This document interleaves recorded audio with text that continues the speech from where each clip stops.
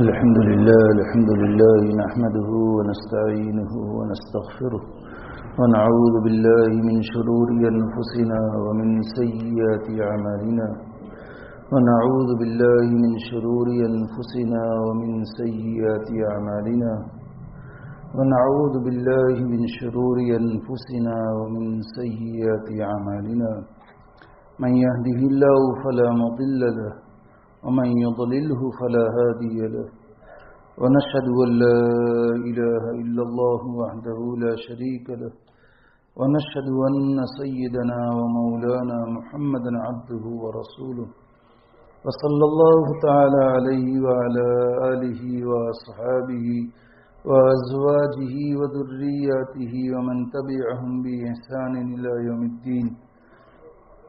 أما بعد فأعوذ بالله من الشيطان الرجيم. بسم الله الرحمن الرحيم.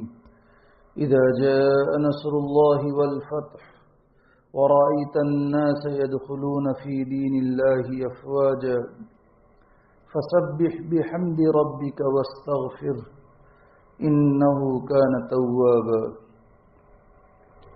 شروع اللہ کے نام سے جو سب پر مہربان ہیں، بہت مہربان ہیں. جب اللہ کی مدد اور فتح آ جائے اور تم لوگوں کو دیکھ لو کہ وہ فوج در فوج اللہ کے دین میں داخل ہو رہے ہیں، تو اپنے پروردگار کی حمد کے ساتھ اس کی تسبیح کرو اور اس سے مغفرت مانگو. یقین جانو وہ بہت معاف کرنے والا ہے.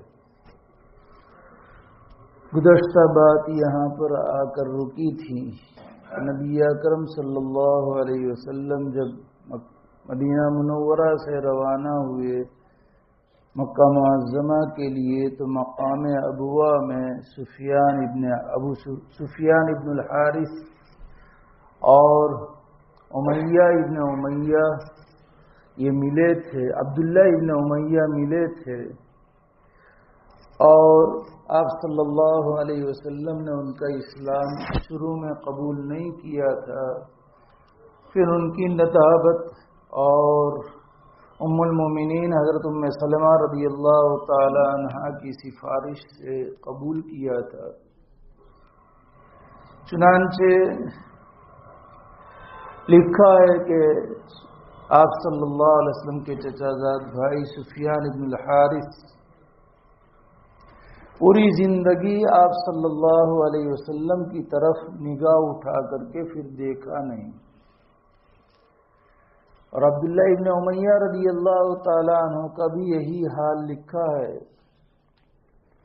کہ پوری زندگی آپ کے سامنے جب بھی آئے ہیں آپ کو نگاہ بھر کر دیکھا نہیں.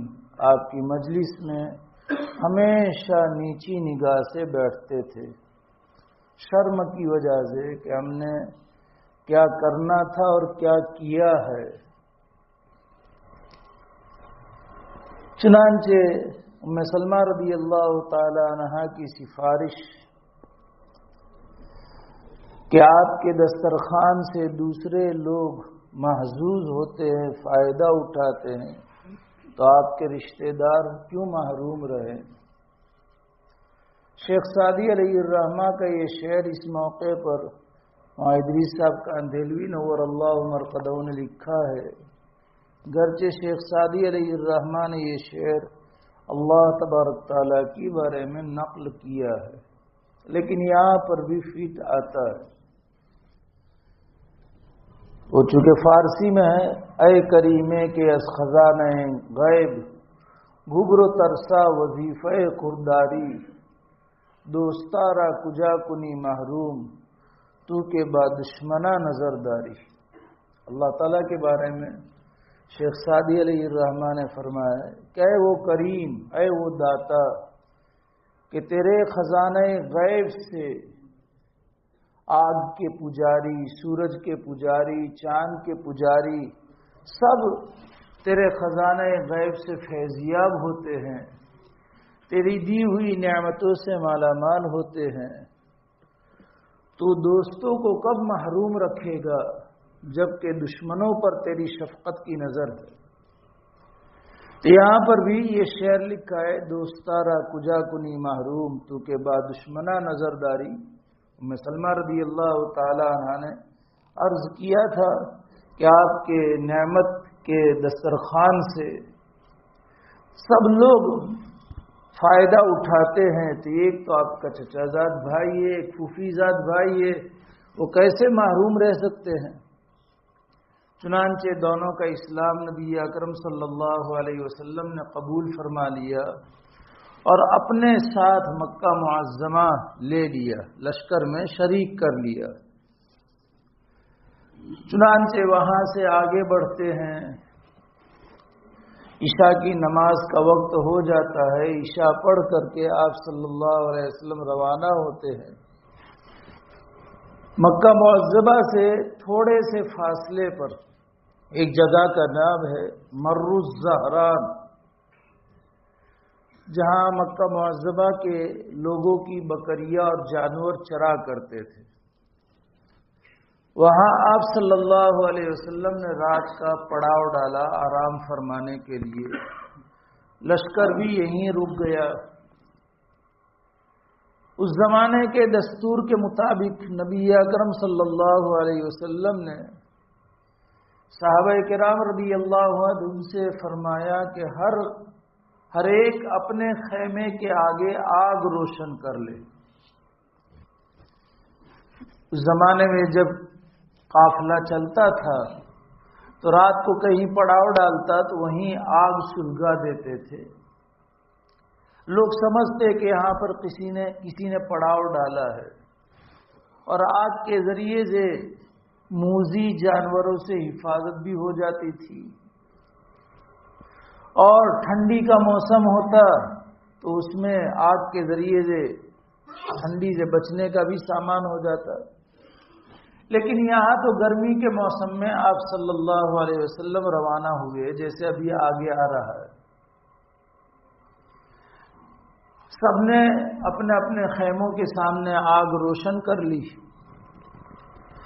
ادھر ابو سفیان جب مدینہ منورہ سے روانہ ہوئے تھے تو بات آئی تھی گزشتہ کہ مکہ معظمہ کے لوگوں نے کہا کہ بھئی تم صلح کی خبر لے کر کے نہیں آئے ہو کہ ہم مطمئن ہو کر کے بیٹھے، اور صلح کے ختم ہونے کی خبر بھی لے کر کے نہیں آئے ہو کہ ہم تیاری شروع کر دیں۔ لیکن ان کو یقین ہو چلا تھا، اس لیے رات کو مکہ معظمہ کی پہرہ گیری کے لیے اور حالات سے واقفیت کے لیے ابو سفیان نے ڈیوٹی طے کر دی تھی۔ باری لگا دیتے، بھئی کچھ افراد آج جاگے، کچھ افراد بعد میں، کچھ افراد بعد میں، اسی طریقے سے، تاکہ اچانک، گرچہ آپ صلی اللہ علیہ وسلم کا معمول مبارک ہمیشہ رات کو حملہ نہ کرنے کا رہا ہے، ہمیشہ کا، جب بھی اور جس جماعت کو آپ روانہ فرماتے اس کو بھی تاکید فرماتے کہ رات کے وقت اچانک سے حملہ نہیں کرنا ہے۔ آپ صلی اللہ علیہ وسلم بھی جب بھی تشریف لے جاتے خود بذاتے تو رات میں بستی کے باہر پڑاؤ ڈال دیتے۔ اگر صبح کی اذان کی آواز آتی بستی سے تو آپ حملہ نہیں کرتے تھے، اور اگر اذان کی آواز نہیں آتی تھی تو پھر صبح میں آپ صلی اللہ علیہ وسلم حملہ کرتے تھے۔ یہ ہمیشہ کا معمول۔ آج خلاف آپ جانتے ہیں، پوری دنیا رات میں اچانک کے حملے کرتے ہیں اور لوگوں کو اور گنہگاروں کو، بے گناہوں کو اور بستی والوں کو ختم کرتے ہیں۔ یہ اصول جنگ کے بھی خلاف ہے اور انسانیت کے بھی خلاف ہے۔ تو آپ صلی اللہ علیہ وسلم رات کو حملہ نہیں کرتے تھے، لیکن ان کو ایک دغدغہ تھا کہ کبھی بھی کچھ ہو سکتا ہے۔ تو جب نبی اکرم صلی اللہ علیہ وسلم نے مر الزہران میں پڑاؤ ڈالا تھا، اس وقت ابو سفیان، بدیل ابن ورقہ اور حکیم ابن حزام، یہ تین اور یہ تینوں سرداروں میں سے ان کی ذمہ داری تھی، اور یہ لوگ مکہ معظمہ سے باہر نکلے ہوئے تھے حالات کا جائزہ لینے کے لیے۔ تو آگ دیکھی میدان میں، تو ساتھ میں بدیل ابن ورقہ تھے، یہ سب بعد میں اسلام لائے ہیں۔ تو پوچھا کہ بدیل یہ آگ کیسی؟ تو بدیل ابن ورقہ در حقیقت اسلام ابھی لائے نہیں تھے، لیکن آپ صلی اللہ علیہ وسلم اور صحابہ کرام کے پرزور حامی تھے، اس لیے بدیل ابن ورقہ سمجھ گئے تھے، لیکن انہوں نے بات ٹالنے کے لیے کہ یہ تو بنو خزاع کے لوگوں نے آگ روشن کی ہے، بات ٹالنے کے لیے۔ تو ابو سفیان بھی چالاک تھے، جیسے گزشتہ بھی میں نے کہا کہ مشہور، تو ابو سفیان نے کہا کہ بنو خزاع اتنی زیادہ تعداد میں تھوڑی ہے کہ ان کی آگ اتنی زیادہ وہ پورا میدان بھر جاوے۔ یہ لوگ آپس میں بات کر رہے تھے، اور آپ صلی اللہ علیہ وسلم کا بھی نظام تھا کہ آپ نے صحابہ کرام کو رات کی چوکیداری کے لیے طے کیا تھا۔ ظاہر بات ہے کہ یہ بھی ایک سسٹم ہے، کہیں پڑاؤ ڈالے تو بالکل غافل ہو کر کے نہیں رہنا ہے۔ تو جو صحابہ کرام چوکی کی ذمہ داری انجام دیتے تھے، انہوں نے جا کر کے ان کو پکڑ لیا، باتیں کرتے تھے، آواز آئی، ادھر پہنچے اور تینوں کو پکڑ لیا۔ پوچھا تم کون ہو؟ کہا کہ ہم اصحاب محمد ہے، اور یہ قافلہ پورا محمد صلی اللہ علیہ وسلم کا ہے۔ پکڑ لیا، گھبرا گئے۔ حضرت عباس رضی اللہ تعالی عنہ بھی گشت لگا رہے تھے رات کو، اور آپ صلی اللہ علیہ وسلم کے خچر پر گشت لگا رہے تھے۔ حضرت عباس رضی اللہ تعالی عنہ نے ابو سفیان کی آواز پہچان لی، تو جدھر سے آواز آ رہی تھی ادھر گئے، اور ابو سفیان سے کہا کہ ابو سفیان، سلامتی اسی میں ہے کہ اسلام لے آؤ، اور مکہ معظمہ کے لوگوں کے لیے بھی سلامتی اسی میں ہے کہ وہ محمد صلی اللہ علیہ وسلم سے امن کے طلبگار رہیں۔ ابو سفیان نے رضی اللہ تعالیٰ عنہ حضرت عباس رضی اللہ تعالیٰ پوچھا کہ شکل کیا اختیار کی جائے؟ کہا کہ میرے پیچھے بیٹھ جاؤ۔ حضرت عباس رضی اللہ تعالیٰ عنہ اپنے پیچھے سواری پر، خچر کی سواری پر بٹھا کر آپ صلی اللہ علیہ وسلم کے پاس لے جا رہے تھے۔ درمیان میں حضرت عمر رضی اللہ تعالیٰ عنہ نے دیکھ لیا کہ دشمنان اسلام، ابو سفیان آج ہاتھ میں آ گیا ہے، اور کوئی عہد و پیمان نہیں، کوئی صلح نہیں ہے۔ حضرت عمر رضی اللہ تعالیٰ عنہ ہاتھ میں تلوار لے کر کے ابو سفیان کے پیچھے پڑے کہ آج اس دشمن اسلام کی گردن اڑا دوں۔ لیکن حضرت عمر پیدل تھے رضی اللہ عنہ، اور حضرت عباس سوار تھے۔ سیدھے حضرت عباس رضی اللہ تعالیٰ عنہ نے سواری کو تیز کیا، اور نبی اکرم صلی اللہ علیہ وسلم کے خیمے کے پاس جا کر کے رکے، اور آپ صلی اللہ علیہ وسلم سے عرض کیا، اے اللہ کے رسول صلی اللہ علیہ وسلم، یہ ابو سفیان ابن حرب موجود ہے۔ حضرت عمر پیچھے ہی، تلوار بالکل میان سے نکلی ہوئی، کھلی تلوار ہے ہاتھ میں، اور آپ علیہ السلام کے خیمے کے پاس پہنچ کر کے بار بار کہ اے اللہ کے رسول، دشمن اسلام آج ہاتھ میں آیا ہے، الحمدللہ، اور بغیر عہد و پیمان کے ہاتھ میں آیا ہے، مجھے اجازت دیجیے میں اس کی گردن مار دوں۔ بار بار، لیکن آپ صلی اللہ علیہ وسلم خاموش ہے،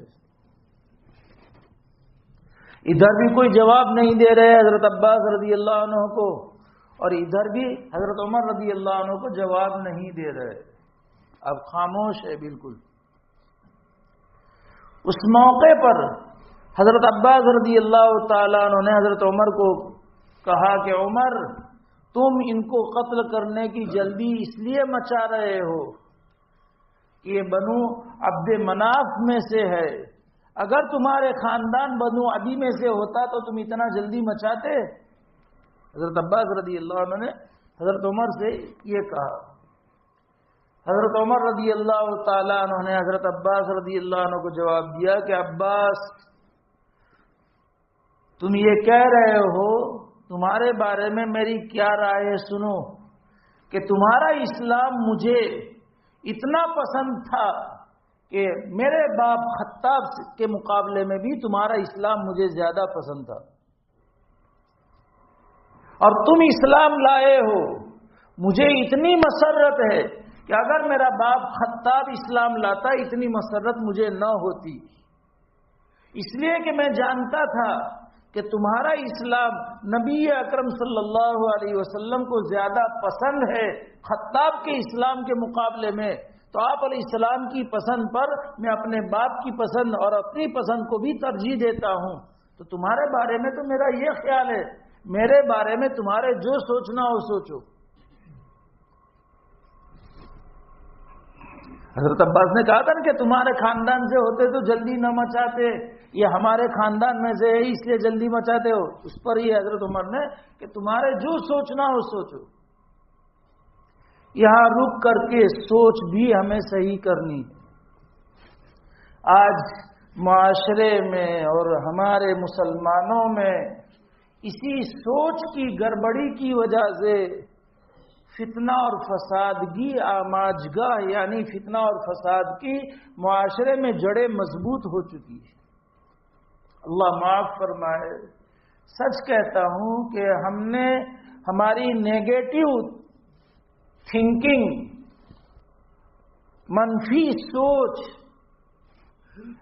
حالانکہ یہ بری چیز ہے، قرآن میں اللہ تعالیٰ نے فرمایا ان بعد الظن اثم، بعض گمان وہی سوچ، خیالات، تصورات گناہ ہے، کہ بھئی ہم اس کے دل کو کہاں جانتے، ہمیں اس بات کو اپنے ذہن میں دل و دماغ میں بٹھا کر کے اپنے آپ کو عملی طور پر اس کو پیش کرنا۔ بھئی میں کیوں سوچوں اس کے بارے میں جبکہ اس کے دل کا حال مجھے معلوم نہیں ہے۔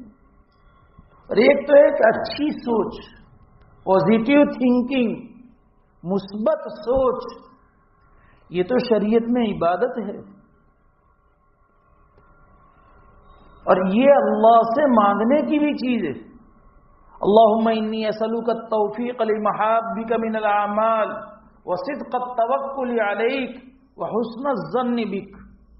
حسن ظن کا مسلمانوں کے ساتھ حسن ظن کا حکم ہے۔ ظنوا بالمؤمنین خیرا، مومنین کے ساتھ اچھا خیال باندھو، حسن ظن رکھو۔ اور ہمارے حضرت دامت برکاتہم سے بارہا اس کو سنا کہ حسن ظن قائم کرنے کا جو حکم ہے، اور مسلمان کے ساتھ حسن ظن قائم کرنے کے لیے کسی دلیل کی ضرورت نہیں، اور سوء ظن منفی سوچ، بری سوچ کے لیے دلیل چاہیے، اور دلیل بھی معمولی کہ اس کو میں نے دیکھا، وہ میرے سامنے دیکھ کر ہنستا ہے، اور میرے اوپر کتراتا ہے نا اس لیے ہنستا ہے، لے ہنسے تو بھی گناہ۔ یہ ہماری منفی سوچ کہ ہم مصیبت میں ہونو، بیچارہ کوئی اور بات پر ہنس رہا ہو کہ وہ میری مصیبت پر آج ہنسا ہے، یہ میرا دشمن ہے۔ اللہ بھائی کیا دشمن، کیا دشمناوٹ! ممکن ہے کہ موبائل ہاتھ میں ہو اور کوئی میسج آیا ہو اور اچھا خوشخبری کا میسج ہو، اس پر ہنسی آئی ہو، کوئی اور بات پر ہنسی آئی ہو، کسی مسلمان کا سامنا ہو گیا ہو اور مسلمان بھائی کو دیکھ کر کے مسکرانا، یہ بھی صدقہ ہے۔ تبسموں کا فی وجہ اخی کا صدقہ، یہ سب نہیں، بس وہ میں مصیبت میں ہوں، وہ آسان ہے، وہ میرے اوپر ہنستا ہے۔ ایک مثال دی صرف میں نے، اور اسی پر دل میں بدگمانی آئی، پھر آگے معاملات اب اس کے پیچھے پڑ جائے گا۔ تجسس، یہ برائی، پھر آگے اس کا عیب نکالنا، عیب ڈھونڈنے میں لگ جائے گا.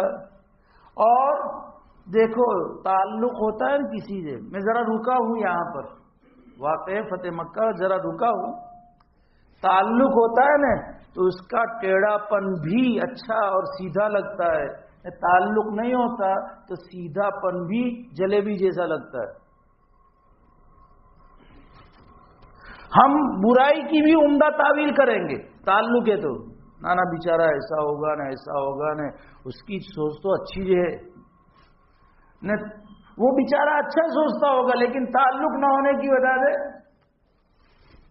تو اب پھر اس کے بعد غیبت، پھر بہتان، پھر اس کی وجہ سے دلوں میں کینہ، عداوتیں، دشمنیاں، پھر ایک دوسرے سے بدلہ لینے کا جذبہ اور انتقام.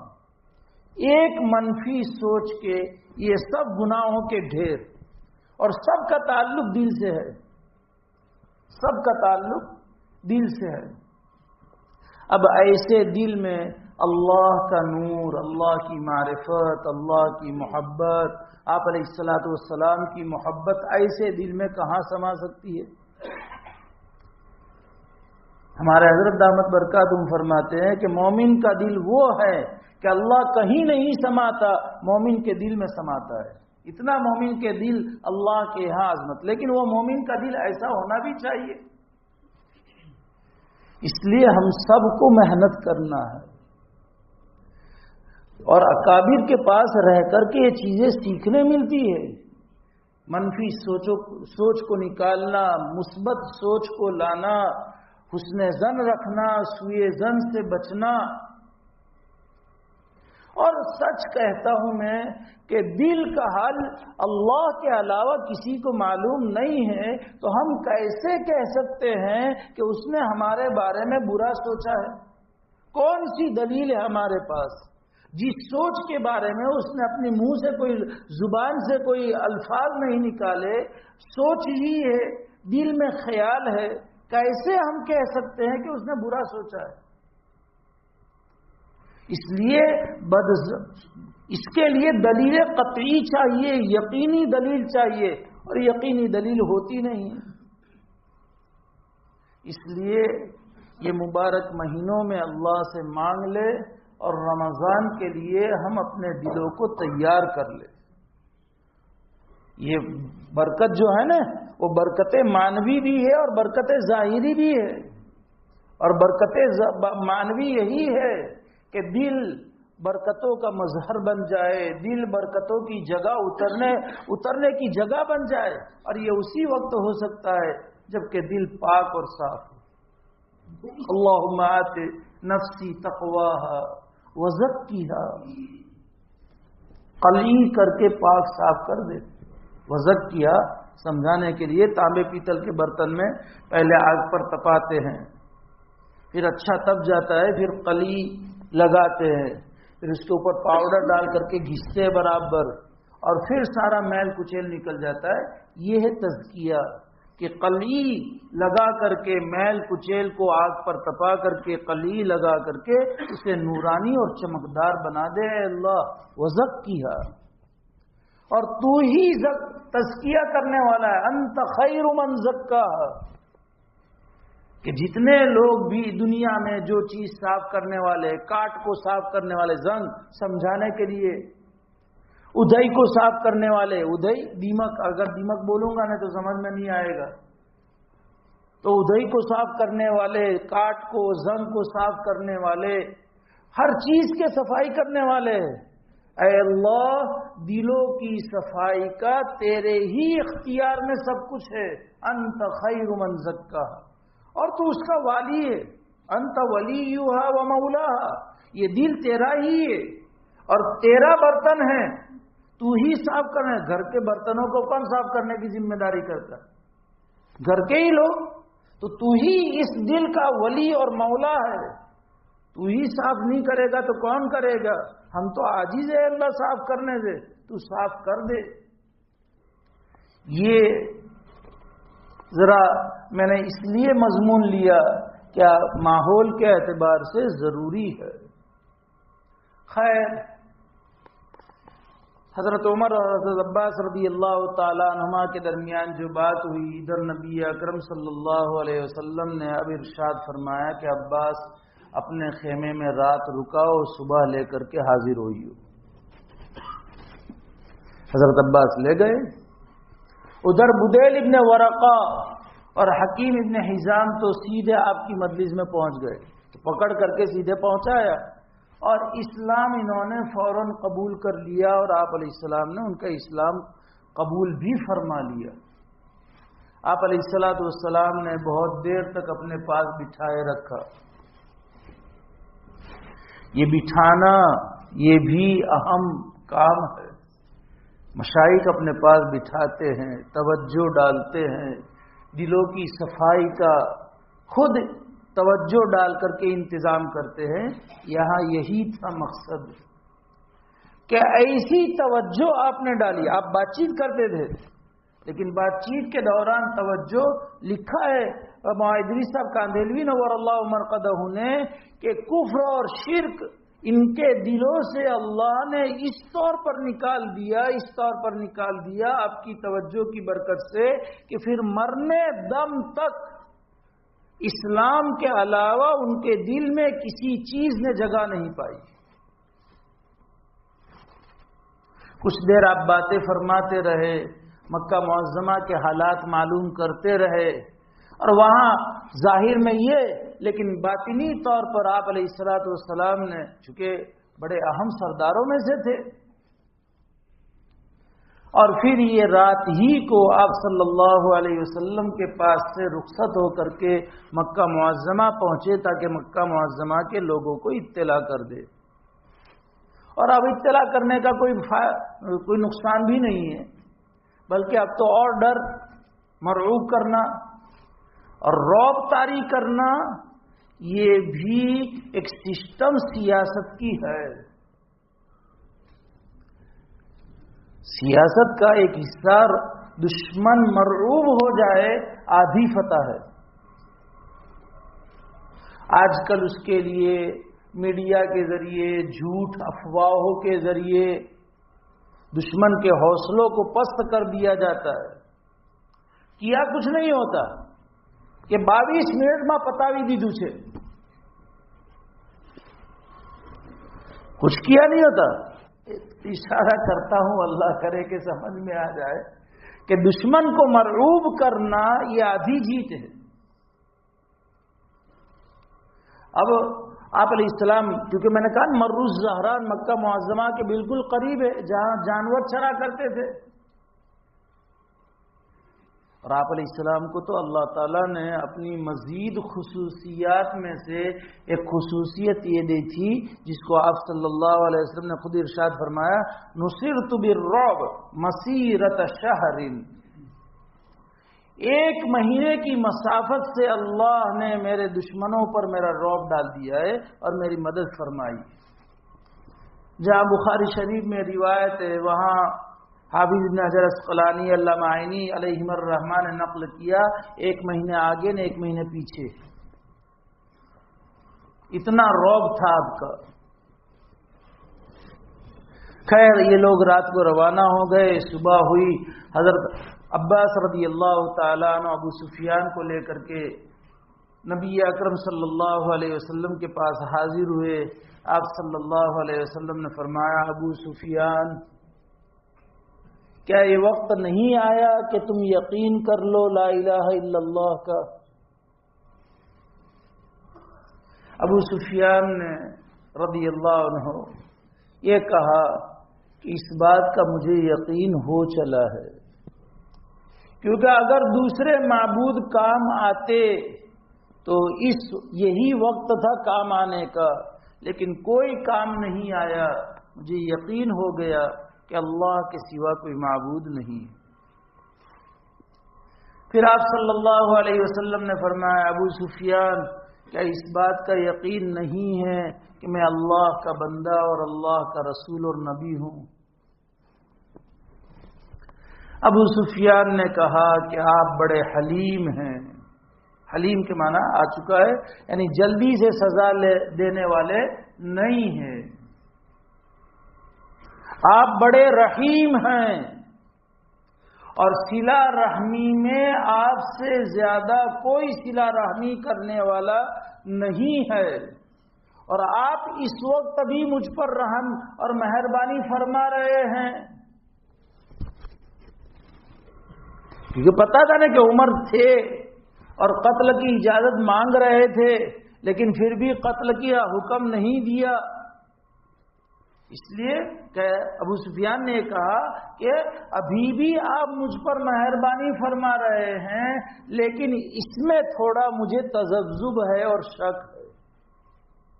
اللہ کے ماننے میں تو یقین کر لیا، لیکن آپ صلی اللہ علیہ وسلم کے نبی اور رسول ماننے میں کیا کہہ رہے ہیں کہ ابھی تھوڑا مجھے شک ہے۔ حضرت عباس تھے پاس میں، حضرت عباس رضی اللہ تعالیٰ عنہ نے سمجھایا کہ ورنہ شک کرنے میں رہو گے مر جاؤ گے، اور اب اس کے علاوہ کوئی کامج نہیں ہے۔ ابو سفیان کی سمجھ میں اللہ نے ڈال دیا اور اسلام قبول کر لیا۔ آپ صلی اللہ علیہ وسلم نے قبول فرما لیا۔ چنانچہ اس کے بعد جب یہاں سے اب مکہ معظمہ کی روانگی کا وقت آیا تو آپ صلی اللہ ایک بات یہ کہ اس موقع پر حضرت عباس رضی اللہ تعالیٰ عنہ نے یہ عرض کیا کہ اللہ کے رسول صلی اللہ علیہ وسلم، آپ جانتے ہیں یہ قریش کے سردار ہے۔ آپ علیہ السلام کا معمول تھا، اور یہ معمول بھی ہمیشہ کا، قوم کے سرداروں کا آپ اکرام کیا کرتے تھے، اور ان کی شرافت اور ان کی تعظیم کو آپ صلی اللہ علیہ وسلم ملحوظ رکھتے تھے۔ جب آتے تھے، وفد آتے، جماعتیں آتی، اور کوئی قوم کا سردار ہوتا، آپ ان کی خاطر تواضع کرتے تھے، ان کا اکرام کرتے تھے، اور ان کی سرداری کو باقی رکھتے تھے۔ جب اسلام لا کر کے واپس جاتے، آپ ان کو ان کی سرداری پر باقی رکھتے تھے۔ یہ آپ کا ہمیشہ کا معمول۔ اور ہم لوگوں کو بھی حکم ہے، انزل الناس علی قدر منازلہم، کہ لوگوں کے مرتبے کے اعتبار سے ان کا اکرام کیا جائے۔ میں چھوٹا تھا، اس وقت کی بات کروں، یہ تو 2001 کے بعد ہمارے صوبے میں بیرون ممالک کی جماعتیں آنا بند ہو گئی، جبکہ ہمارے پی ایم جب سی ایم تھے انہوں نے پابندیاں لاگو کر دی، گجرات میں بیرون کی جماعتیں نہیں آتی ہے تب سے، ورنہ پہلے جماعتیں آتی تھی۔ اب بیرون کی جماعتیں، یہ مجھے اچھی طرح یاد ہے، مجھے چمبل کے ڈاکوؤں کے سردار بھی اس نگر جماعت میں آئے ہوئے ہیں، اور میں نے دیکھا بھی ہے اور ان کے پاس میں بیٹھا بھی ہوں۔ لمبے تڑنگے، ایک خالی آواز، وہ خود ان کی زبان سے کہ میں سردار تھا، میں خالی ایک آواز نکال دوں نا تو کسی کی مجال نہیں کہ میری آواز کے خلاف کوئی کام کرے۔ ان کو بھی میں نے دیکھا ہے اور ان کے پاس بھی بیٹھا ہوں۔ تو بیرون کی جماعتیں آتی تھی، اور ظاہر بات ہے کہ عرب کے لوگ اسی طرح ملک ساؤتھ افریقہ سے، حبشہ سے، لندن کی جماعتیں بھی آتی تھی، تو ان کے اکرام میں آگتا سواگتا اور استقبال میں اچھا کھانا وغیرہ ان کے مزاج کے موافق اس کا نظم ہو۔ نہیں دیہات کی جماعت آوے تو دال چاول پکا کر کے کھلا دے، تو اس وقت چھوٹا تھا میں، اس لیے سمجھ میں نہیں آتا تھا کہ دیکھو نا اپنے یہاں کی جماعتیں آتی ہیں، بیچارے دیہات کے لوگ آتے ہیں تو دال چاول پکا کر کھلا دیتے ہیں، کڑی کھچڑی بنا کر کھلا دیتے ہیں، یہ لوگ آتے تو ایسا نظم کرتے۔ لیکن پھر جب پڑھنے گیا اور پڑھنے کے بعد تب حقیقت سمجھ میں آئی کہ انزل الناس علی قدر منازلہ، کہ ہر ایک کا ایک مقام ہوتا ہے۔ اس وقت یہی کہ یہ بھی اللہ کے راستے میں آئے، یہ بھی اللہ کے راستے میں آئے تو کیوں ان کے ساتھ یہ نہیں ہے۔ لیکن پھر جب حدیث آئی پڑھنے میں کہ آپ صلی اللہ علیہ وسلم ہر ایک کے مناسب حال ان کا استقبال، ان کا اکرام، ان کی تعظیم کرتے تھے، پھر بات سمجھ میں آ گئی، تو اب کوئی اشکال کی بات نہیں رہی ہے۔ تو حضرت عباس رضی اللہ تعالیٰ عنہ نے کہا کہ اللہ کے رسول آپ کو معلوم ہے کہ سردار ہے اور کچھ اپنی عزت کو باقی رکھنا چاہتے ہیں، تو کوئی شرف ان کو عطا فرما دیجیے آپ صلی اللہ علیہ وسلم نے فرمایا من دخل دار ابی سفیان فهو آمن، جو ابو سفیان کے گھر میں داخل ہو جائے اسے امن، لو اعزاز مل گیا، فوراً سند مل گئی، اتنا بڑا مقام۔ ابو سفیان نے کہا اللہ کے رسول میرے گھر میں کتنے آئیں گے؟ راشٹرپتی بھون تھوڑی تھا ابو سفیان کا گھر کہ اس میں ہزاروں نے لاکھوں لوگ آ جاوے، 120 کمرے نے 122 کمرے نے، اتنا بڑا راج بھون کے راشٹرپتی بھون تھا نہیں، سردار تھے لیکن اپنا معمولی گھر۔ آپ صلی اللہ علیہ وسلم نے ارشاد فرمایا کہ جو بیت اللہ من دخل بیت اللہ فہو آمن، جو بیت اللہ میں داخل ہو جائے اسے بھی امن۔ ابو سفیان نے کہا کہ بیت اللہ میں بھی اللہ کے رسول کتنے آئیں گے؟ ابھی تک ڈر رہے تھے، اب سولوشن نکال رہے ہیں اپنی قوم کا۔ آپ صلی اللہ علیہ وسلم نے فرمایا جو اپنے گھر کا دروازہ بند کر رہے اسے بھی امن۔ کہا کہ ہاں یہ بات ہوئی کچھ۔ چنانچہ اس موقع پر آپ نے یہ بھی ارشاد فرمایا تھا من وضع السلاح فهو آمن، جو ہتھیار ڈال دے اسے بھی امن۔ اس کے بعد جب روانگی کا وقت آیا، نبی اکرم صلی اللہ علیہ وسلم نے حضرت عباس رضی اللہ تعالیٰ عنہ سے فرمایا کہ عباس ابو سفیان کو پہاڑی پر لے جا کر کھڑے کرو تاکہ ہمارا لشکر کا رعب بھی دیکھ لے۔ روانگی کا حکم ہوا اور آپ نے جماعتیں بنائی تھی۔ سب سے پہلا لشکر جو روانہ ہوا ہے 900 یا 1000 صحابہ کی جماعت تھی، پہلی ٹکڑی، اور خالد بن ولید رضی اللہ تعالی عنہ اس کے امیر تھے، ان کے ہاتھ میں جھنڈا تھا۔ خالد بن ولید رضی اللہ تعالی عنہ کو آپ صلی اللہ علیہ وسلم نے حکم دیا تھا، قدا حدیث میں آتا ہے جس کو آج کل مصفلہ کہا جاتا ہے، قدا اسفل، مکہ معظمہ کے دو حصے، ایک اعلیٰ حصہ اس کو قدا کہتے ہیں اور قدا نیچے والا حصہ، باب السلام سے جو جاتے ہیں نا ادھر تو وہ اونچائی پر ہے، اور ادھر باب عبدالعزیز کے اور مصف اللہ کی طرف جاتے وہ نیچان والا حصہ ہے، تو اس کو قدا کہتے تھے اور یہ قدا۔ تو خالد بن ولید رضی اللہ تعالیٰ عنہ کو اسفل یعنی قدا والے راستے سے مکہ معظمہ میں داخل ہونے کا آپ نے حکم دیا تھا، اور یہ بھی بتا دیا تھا کہ دیکھو کچھ اوباش لوگ ادھر جمع ہوئے ہیں اور وہ تم سے آڑے آئیں گے، تم لڑائی میں پہل مت کرنا۔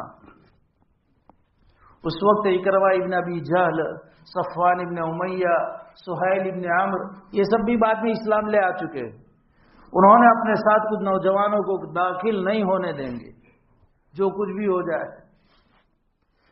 خالد ابن ولید کے سامنے کون ٹک سکتا تھا؟ خیر، تو پہلی ٹکڑی یہ روانہ ہوئی۔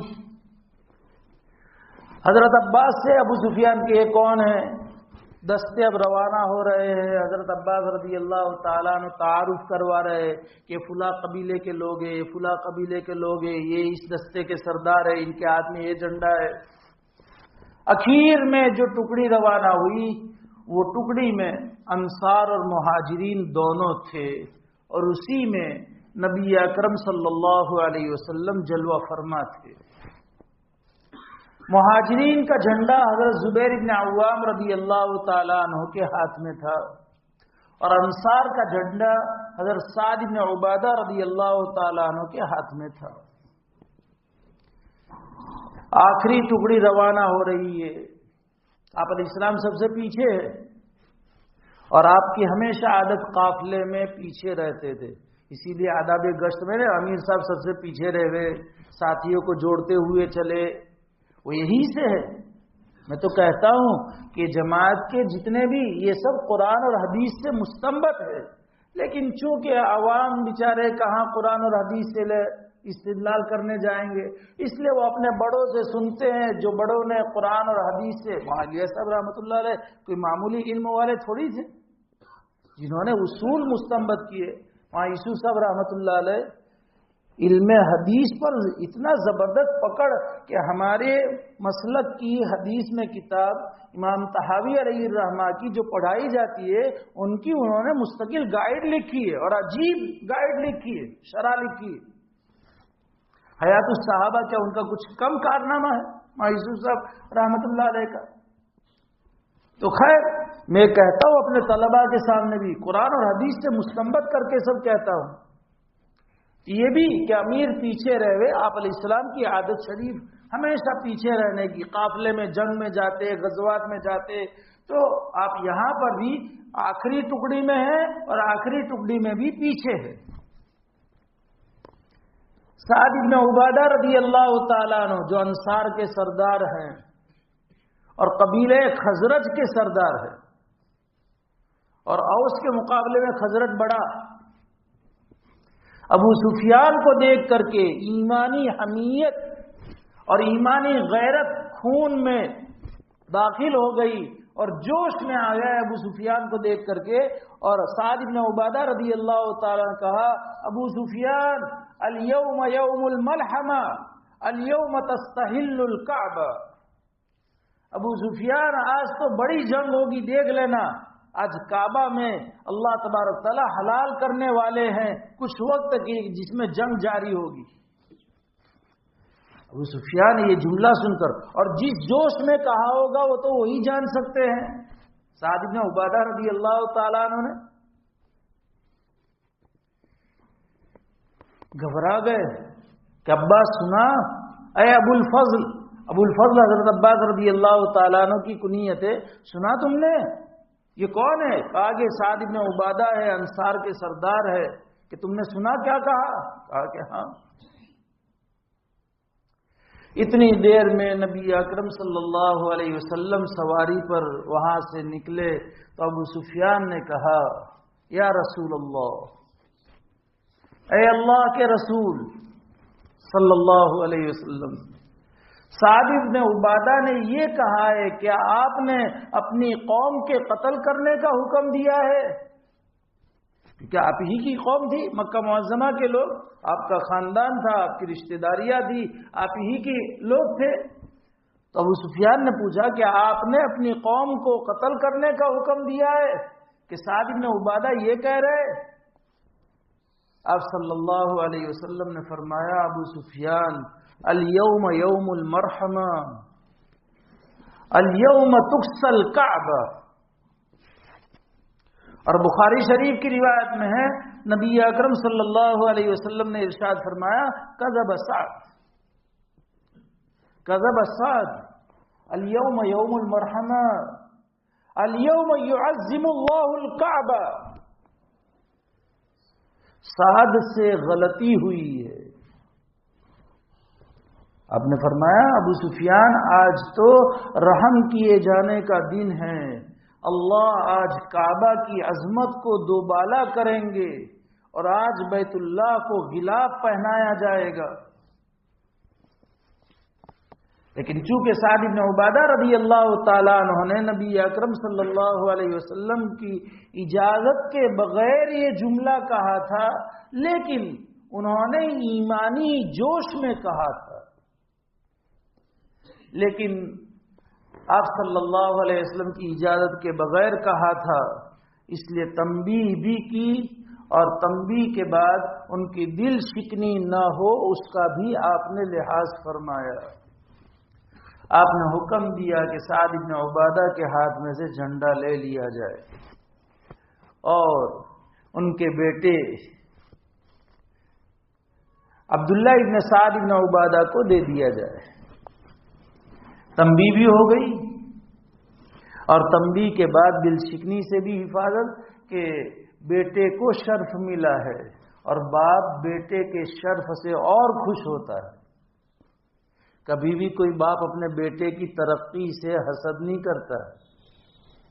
ہاں، یہ ہمیشہ استاد، باپ اور شیخ، باپ مطلب ماں باپ دونوں، یہ کبھی بھی اپنے طلباء کی اور اپنے ماتحتوں کی ترقی کے اوپر حسد نہیں کرتے، بلکہ ان کی خوشی کا پار نہیں ہوتا۔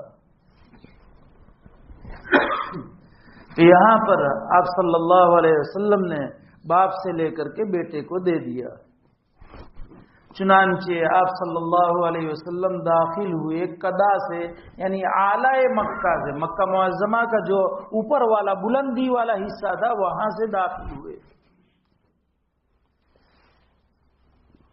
زبیر ابن عوام رضی اللہ تعالیٰ عنہ کو خالد بن ولید جہاں سے داخل ہو رہے تھے وہیں سے داخل ہونے کا حکم دیا، اور حضرت زبیر ابن عوام رضی اللہ تعالیٰ عنہ کو بھی آپ صلی اللہ علیہ وسلم نے یہی نصیحت فرمائی کہ زبیر ابتدا بالقتال مت کرنا، شروعات لڑنے کی تمہاری طرف سے نہ ہو، ہاں اگر وہ لوگ چھیڑے تو پھر آپ نے فرمایا کہ پھر صفایا کرنے میں باقی بھی مت رکھنا۔ ہاں لکھا ہے علماء، ابتدا مت کرنا، لیکن اگر وہ چھیڑے تو پھر کسر بھی مت رکھنا۔ آپ صلی اللہ علیہ وسلم بالائی حصے سے داخل ہوئے۔ یہ بالائی حصہ، اوپر والا حصہ، جہاں پر حضرت ابراہیم علیہ السلام نے جب بیت اللہ کی تعمیر سے فارغ ہو چکے تھے، ابراہیم اور اسماعیل علیہ الصلاۃ والتسلیم، اس موقع پر اللہ تبارک تعالیٰ نے بیت اللہ کے حج کرنے کا اعلان کرنے کا حکم دیا تھا ابراہیم علیہ السلام کو کہ اعلان کرو اس گھر کا حج کرے۔ کہا میری آواز کہاں تک جائے گی؟ کہا اعلان کرنا تمہارا کام ہے، پہنچانا ہمارا کام ہے۔ وَأَذِّنْ فِي النَّاسِ بِالْحَجِّ يَأْتُوكَ رِجَالًا وَعَلَى كُلِّ ضَامِرٍ يَأْتِينَ مِنْ كُلِّ فَجٍّ عَمِيقٍ، لوگوں میں حج کا اعلان کرو، یاتوک لوگ آئیں گے آپ کے پاس، پیدل سوار ہو کر دور دراز راستوں سے راستے کاٹتے ہوئے تمہارے پاس آئیں گے۔ چنانچہ آج پہنچ رہے لوگ، اور حضرت ابراہیم علیہ السلام چونکہ بیت اللہ کے بانی ہیں، تعمیر کرنے والے، آپ صلی اللہ علیہ وسلم کے جد امجد ہے، اسماعیل علیہ السلام بھی آپ کے جد امجد ہے، اس بنیاد پر آپ صلی اللہ علیہ وسلم نے وہاں سے کہ ان کی دعا، جب اسماعیل اور ہاجرہ کو چھوڑ کر کے جا رہے تھے تو اس وقت ابھی وہیں اوپر والے حصے پر پہنچ کر کے کہ جہاں سے ہاجرہ اور اسماعیل نظر نہیں آتے تھے وہاں پہنچ کر دعا کی تھی، اسکنت من ذریتی بواد غیر ذی زرع عند بیتک المحرم ربنا لیقیموا الصلاة فاجعل افئدة من الناس تهوی الیہم وارزقهم من الثمرات لعلهم یشکرون۔ تو چونکہ وہ دعا کی قبولیت والی جگہ تھی، اپنے آباء و اجداد نے وہاں دعا کی تھی، اس لیے نبی اکرم صلی اللہ علیہ وسلم نے وہاں سے داخلے کو پسند فرمایا۔ چنانچہ وہاں سے مکہ معظمہ کے اوپر والے حصے سے داخل ہوئے، ادھر سامنے نیچے والا حصہ تھا، وہاں جب داخل ہوئے ہیں تو داخل ہوتے ہوئے آپ کا عالم یہ تھا کہ آپ کے چہرے انور پر اور پورے بدن پر مسکنت، عاجزی، خشوع اور خضوع کی کیفیت، رونے کی شکل، اور آپ نے اپنا اونٹنی پر سوار تھے، آپ صلی اللہ علیہ وسلم نے اپنے آپ کو اتنا جھکا کر کے داخل کیا تھا کہ آپ کی داڑھی مبارک اونٹنی کے کجاوے کے ساتھ، لکڑے کا رکھتے ہیں نا اونٹنی کا کجاوا، اس کے ساتھ آپ صلی اللہ علیہ وسلم کی داڑھی مبارک لگ رہی ہے، اور آپ صلی اللہ علیہ وسلم کی زبان مبارک پر سورہ فتح کی تلاوت ہے، بہترین آواز سے اطمینان اور سکون کے ساتھ آپ سورہ فتح کی تلاوت کرتے جا رہے ہیں، داڑھی اور سر مبارک نیچا ہے، اور بہت آہستگی سے بیت اللہ کی عظمت کو مد نظر رکھتے ہوئے آپ صلی اللہ علیہ وسلم مکہ معظمہ میں فاتحانہ داخل ہو رہے ہیں۔ فاتح اعظم آج کل کی طرح نہیں کہ توپ پھوٹتی ہو اور لشکر ہو اور سینہ تان کر کے پیر پٹک کر کے چلتے ہوں اور بستیوں کو اجاڑتے ہوئے چلتے ہوں۔ سلیمان علیہ السلام کے بارے میں ملکہ سبا نے یہی تو کہا تھا، ان الملوک اذا دخلوا قریۃ افسدوها وجعلوا عزت اہلها اذلہ وکذلک یفعلون، کہ عام بادشاہوں کا تو یہی قانون ہے کہ جب بستیوں میں فاتحہ نہ داخل ہوتے ہیں تو بستیوں کو اجاڑ دیتے ہیں، ان کے باعزت لوگوں کو اور بڑے مرتبے والوں کو یہ ذلیل کر کے رکھ دیتے ہیں۔ یہ بھی ایسا کریں گے، اس لیے ہمیں لڑائی کی نہیں سوچنا ہے۔ ملکہ سبا عقل مندی سے کہہ رہی ہے،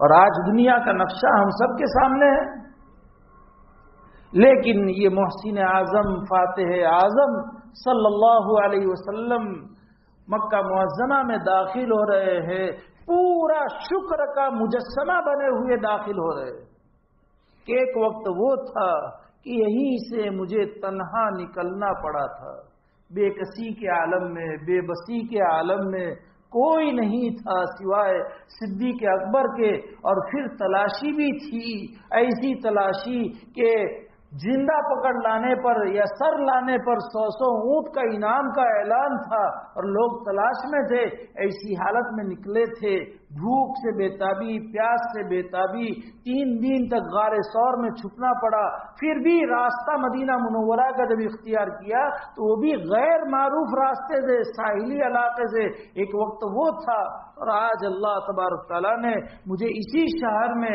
عزت کے ساتھ داخل کیا ہے۔ آپ صلی اللہ علیہ وسلم پورا مجسمہ شکر بنے ہوئے تھے، ذرہ برابر بھی بڑائی کا کوئی نام و نشان نبی اکرم صلی اللہ علیہ وسلم کے کسی بھی فعل سے تکبر، بڑائی کہ میں بادشاہ ہوں، کچھ بھی نہیں۔ داخل ہو رہے تھے آپ اس شان کے ساتھ کہ جہاں قدا یعنی مسفلہ یعنی اسفل والے حصے میں آپ نے تلواروں کی چمک دیکھی تو پوچھا کہ بھئی کیا بات ہے؟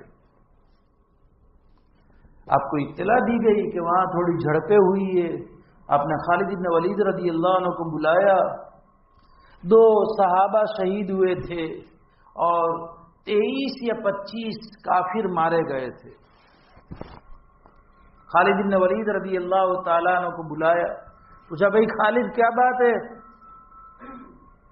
کہا کہ اللہ کے رسول میں نے اپنے ہاتھ بہت ہی روکے، لیکن انہوں نے مجھے مجبور کیا تب جا کر کے۔ آپ صلی اللہ علیہ وسلم نے فرمایا واللہ خیر، جو کچھ ہوا اللہ کی طرف سے ہوئے اور انشاءاللہ اس میں خیر ہی ہوگی۔ یہ فرما کر کے آپ وہاں سے سیدھے اپنی چچا زاد بہن ام ہانی رضی اللہ تعالی عنہا کے گھر تشریف لے گئے۔ وہاں آپ صلی اللہ علیہ وسلم نے غسل فرمایا۔ حضرت فاطمہ الزہرا رضی اللہ تعالی عنہ کپڑے سے آڑ کر کے کھڑی ہے اور نبی اکرم صلی اللہ علیہ وسلم غسل فرما رہے ہیں۔ اسی دوران ام ہانی گھر میں آئی رضی اللہ تعالیٰ عنہ، انہوں نے بھی اسلام قبول کر لیا ہے، اور عرض کیا، آپ نے پوچھا کون؟ کہا ام ہانی، تو آپ نے فرمایا مرحبا بی ام ہانی، آئیے آئیے، بہت خوشی ہوئی۔ ام ہانی رضی اللہ تعالیٰ عنہ کے جو شوہر تھے ان سے 2 بچے تھے اور ایمان ابھی تک لائے نہیں تھے۔ ام ہانی رضی اللہ تعالیٰ عنہ آپ صلی اللہ علیہ وسلم سے عرض کرتی ہے کہ میں نے اپنے ان 2 رشتہ داروں کو پناہ دی ہے اور میرا بھائی علی کہتا ہے میں ان کو ماروں گا، مار ڈالوں گا۔ ام ہانی اور حضرت علی دونوں سگے بھائی بہن، حضرت علی رضی اللہ تعالیٰ عنہ کافر تھے، میں ان کو مار ڈالوں گا، اور ام ہانی رضی اللہ تعالیٰ عنہ کہتی ہے میں نے امن دیا۔ آپ صلی اللہ علیہ وسلم نے فرمایا کہ ہم نے اس کو امن دیا جس کو ام ہانی نے امن دیا۔ آپ صلی اللہ علیہ وسلم غسل سے فارغ ہوئے، آپ نے 8 رکعت نماز، چاشت کا وقت تھا، 8 رکعت نماز 1 سلام سے آپ نے ادا فرمائی۔ علماء نے اس کو صلاۃ الفتح سے تعبیر فرمایا ہے۔ صلاۃ الفتح، فتح کے معنی جیت، مکہ معظمہ کو فتح کے ہونے پر اپنے آپ کو سب سے پہلا جو کام کیا، اللہ کی بارگاہ میں اپنی جبین کو، اپنی پیشانی کو خم کیا اور اپنی پیشانی کو 8 رکعت ایک سلام سے. چنانچہ اسی لیے علماء نے لکھا ہے کہ جب کوئی ملک مسلمان فتح کرے تو وہاں صلاۃ الفتح 8 رکعت پڑھنا ایک سلام سے مستحب ہے. چنانچہ سعد بن ابی وقاص رضی اللہ تعالی عنہ نے جب ایران کو فتح کیا تھا، کسریٰ، وہی جو شعر مشہور ہے علامہ اقبال رحمۃ اللہ علیہ کا، دشت تو دشت دریا بھی نہ چھوڑے ہم نے، بحر ظلمات میں دوڑا دیے گھوڑے ہم نے، وہ اسی وقت کا واقعہ ہے. اور جب کسریٰ کے محل میں داخل ہوئے، چونکہ جنرل سعد بن ابی وقاص رضی اللہ عنہ تھے اس لشکر کے، کسریٰ کے محل میں داخل ہوئے، سب سے پہلے حضرت سعد بن ابی وقاص رضی اللہ تعالیٰ عنہ نے بھی 8 رکعت نماز ایک سلام سے کسریٰ کے محل میں ادا فرمائی تھی. اس کے بعد نبی اکرم صلی اللہ علیہ وسلم کا خیمہ بنایا گیا تھا اس جگہ پر جہاں پر آپ کو اپنے پورے خاندان کے ساتھ 3 سال نظر قید میں رہنا پڑا تھا. شعبہ ابی طالب جسے ہم کہتے ہیں، مکہ معظمہ میں داخل ہونے سے پہلے ہی صحابہ کرام نے پوچھا تھا، اے اللہ کے رسول صلی اللہ علیہ وسلم، ہم آپ کا خیمہ کہاں بنائے؟ آپ نے فرمایا شعبہ ابی طالب میں. کہ ایک وقت وہ تھا کہ پورا بائیکاٹ، نہ ملنا نہ جلنا، نہ کسی طرح کی مدد، نہ معاملات، نہ آپسی نکاح، کچھ بھی. اور 3 سال تک آج وہاں آپ علیہ السلام اپنا خیمہ بنوا کر کے وہی کیفیت شکر کہ ایک وقت وہ تھا کہ یہاں پر ہی مجھے میرے خاندان کے ساتھ 3 سال تک نظر بند رہنا پڑا تھا اور قسم پرسی کا عالم تھا. آج اللہ نے اسی شہر میں مجھے فتح مندانہ داخل ہونے کا موقع دیا، تو میں وہیں پر رہوں گا جہاں نظر بند رہا تھا. آپ صلی اللہ علیہ وسلم وہاں تشریف لے گئے خیمے میں. اس کے بعد آپ صلی اللہ علیہ وسلم بیت اللہ میں تشریف لاتے ہیں، پھر انشاءاللہ آئندہ چلیں گے. تو یہ ہے نبی اکرم صلی اللہ علیہ وسلم کا حال کہ آپ بالکل متواضعانہ شکر کا پتلا بن کر کے اللہ کی طرف متوجہ ہو کر کے داخل ہو رہے ہیں. اللہ کی نعمتوں پر ہمارا بھی یہی حال ہونا چاہیے کہ اکڑ پن نہ ہو، کیونکہ اللہ کو تکبر بالکل پسند نہیں ہے. تکبر بالکل پسند نہیں ہے، بلکہ اللہ تعالیٰ کا خود حدیث قدسی میں یہ ارشاد ہے کہ الکبریاء ردائی والازار فخری، والعظمت ردائی، الکبریاء، ہاں کہ کبریائی میری چادر ہے اور عظمت میری ازار ہے. فمن نازعنی منہما، جو اس بارے میں مجھ سے جھگڑے گا میں اس کو اوندا منہ جہنم میں ڈال دوں گا. اس لیے اللہ کی نعمتیں ہیں، اللہ کی نعمتوں پر شکر ہو، اطراحٹ نہ ہو، کسی کو حقیر سمجھنا نہ ہو، اپنے آپ میں بھی کہ بس اللہ کی ہے نعمتیں، اللہ نے نوازا ہے، یہ شان ہماری ہونی چاہیے. اللہ ہمیں سراپا عاجزی کا پتلا بنائے، شکر کا مجسمہ بنائے، اور جتنی بھی گندگیاں دل کے اعتبار سے، ظاہر اور باطن کے اعتبار سے، اللہ ہم سب کو اور ہماری قیامت تک کی نسلوں کو ان گندگیوں سے پاک اور صاف فرما دے.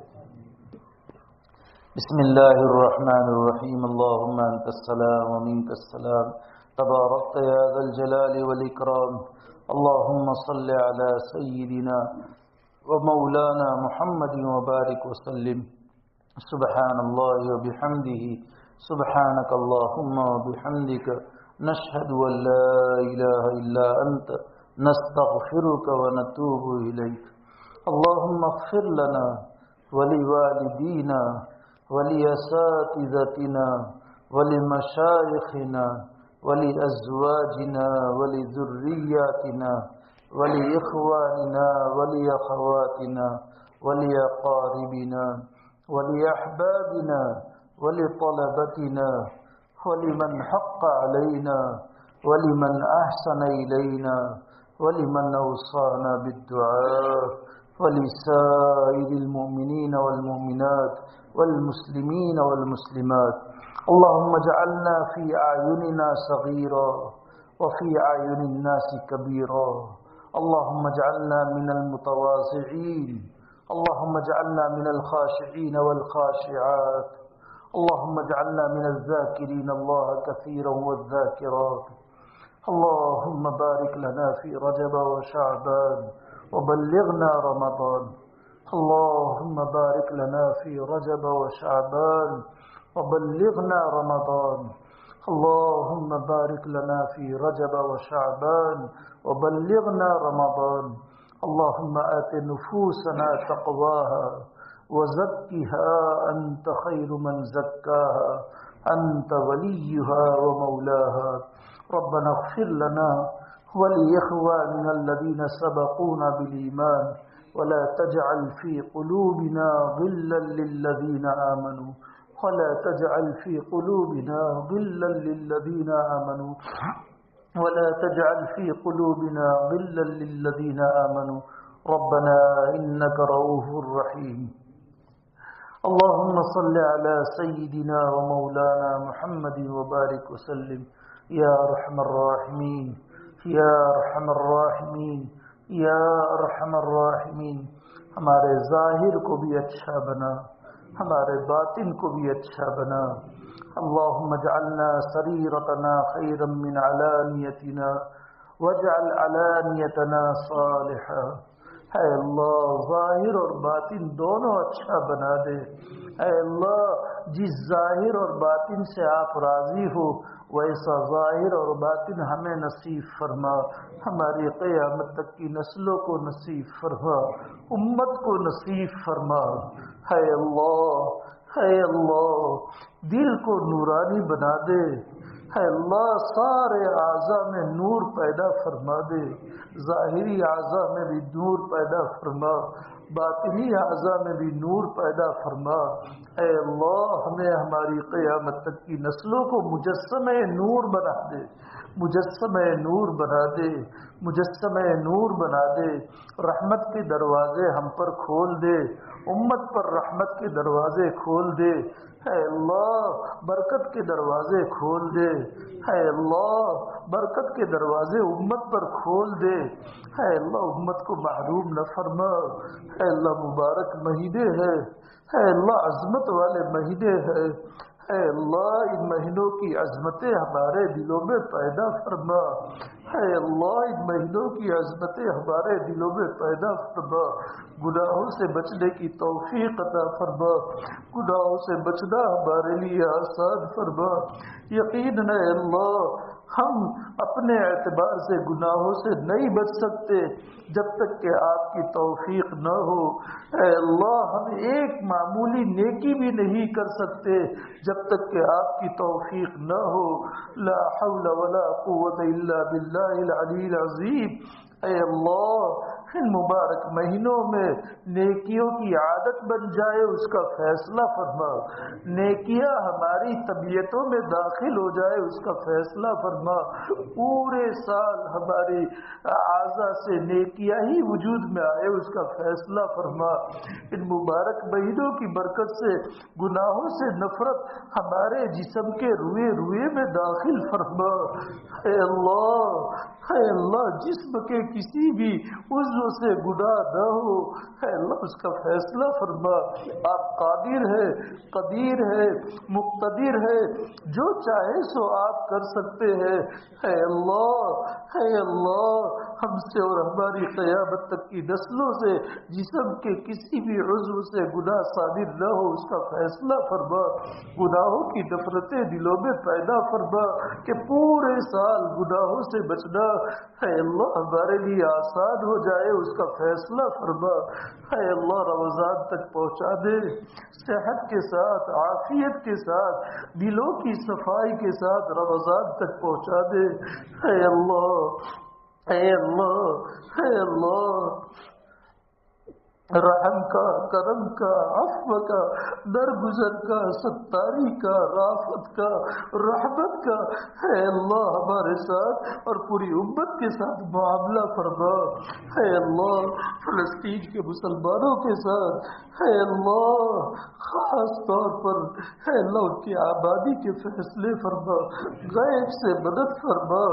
اے اللہ یہ تیسرا رمضان آئے گا، اے اللہ ان کے پاس کچھ نہیں ہے، اے اللہ آپ سب کچھ جانتے ہیں، ہم انگلی کٹا کر شہیدوں میں نام لکھوانا چاہتے ہیں، اے اللہ ہماری دعائیں ان کے حق میں قبول فرما، سوڈان کے مسلمانوں کے حق میں ہماری دعائیں قبول فرما، اے اللہ پوری امت کے مسلمانوں کے حق میں ہماری دعائیں قبول فرما، پوری امت کو ہدایت سے مالامال فرما۔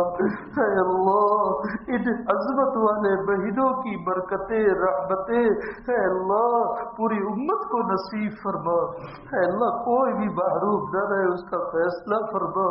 اے اللہ اس ملک کے مسلمانوں کے ایمان کی، اسلام کی، اخلاق کی، اعمال کی، شاعر اسلام کی، مذہبی حقوق کی، شہری حقوق کی، جان مال عزت عفت عصمت کی پوری حفاظت فرما، دشمنوں کو ان کے ارادوں میں ناکام فرما۔ اے اللہ قادر ہے وَمَكَرُوا وَمَكَرَ اللَّهُ وَاللَّهُ خَيْرُ الْمَاكِرِينَ۔ اے اللہ اس ملک میں اے اللہ قیامت کی صبح تک ایمان والے قائم رہے، اے اللہ ہماری نسلیں عزت کے ساتھ باقی رہے اس کا فیصلہ فرما۔ اے اللہ غلبہ نصیب فرما، مغلوبی سے حفاظت فرما۔ اے اللہ اس مسجد کو، مسجد کے آباد کرنے والوں کو، ان کی قیامت تک کی نسلوں کو، ہم سب کو اور ہماری قیامت تک کی نسلوں کو اے اللہ اس شہر کے تمام مسلمانوں کو اور ان کی قیامت تک کی نسلوں کو عالمی سطح پر قبول فرما۔ اے اللہ اس مسجد کے آباد کرنے والوں کی، ان کی قیامت تک کی نسلوں کی، ہماری اور ہماری قیامت تک کی نسلوں کی، شہر کے تمام مسلمانوں کی اور ان کی قیامت تک کی نسلوں کی پوری حفاظت فرما۔ اے اللہ نبی اکرم صلی اللہ علیہ وسلم نے جن خیر کو مانگا وہ سب ہم سب کو، ہم سب کے سب متعلقین کو، ہماری قیامت تک کی نسلوں کو اور عالم کے مسلمانوں کو نصیب فرما۔ اے اللہ نبی اکرم صلی اللہ علیہ وسلم نے جن چیزوں سے حفاظت چاہی ان تمام سے ہم سب کی، ہم سب کے سب متعلقین کی، ہماری قیامت تک کی نسلوں کی اور عالم کے مسلمانوں کی پوری حفاظت فرما۔ اے اللہ محض اپنے فضل و کرم سے نبی اکرم صلی اللہ علیہ وسلم کے وسیلے سے، ہمارے مشائخ کی برکت سے اے اللہ اس مجلس میں آپ کا جو مقبول بندہ ہو اس کی برکت سے ہم سب کی سب دعاؤں کو قبول فرما۔ آمین۔ ربنا تقبل منا انك انت السميع العليم وتب علينا انك انت التواب الرحيم۔ جزا الله عنا محمدا صلى الله عليه وسلم ما هو اهله۔ سبحان ربك رب العزة عما يصفون وسلام على المرسلين والحمد لله رب العالمين۔